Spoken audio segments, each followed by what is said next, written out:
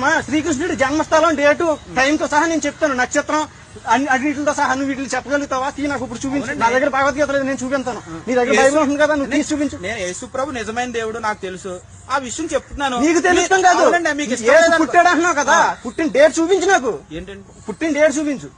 కృష్ణుడి జన్మస్థానం. ఇప్పుడు మీరు ఒక డేటు మీరు నిర్ణయించాలి. ఒక డేటు చూడాలంటే క్రీస్తు పూర్వం క్రీస్తు శకం అన్నారు. అదేంటిది?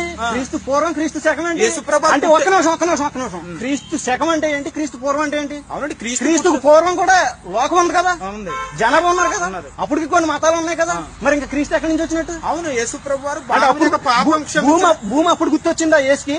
భూమి అప్పుడు గుర్తొచ్చి కిందకు వచ్చాడు యేసుతో ఉన్న మానవుల్ని. ఏం మాట్లాడుతున్నావా నువ్వు? చూపించే డేట్ చూపించు, యేసు పుట్టిన డేట్ చూపించు, లేదా నీకు పర్మిషన్ చూపించు. ఈ మైక్ పెట్టండి, నీకు అక్కడ పర్మిషన్ ఎవరు ఇచ్చాడు? నేను సాయంత్రం కేసు పెడతాను నీ మీద. ఏదైనా సరే వెళ్ళిపోతానండి. లాగించేమని చెప్తాను కదా, నుంచి లాగించాయి.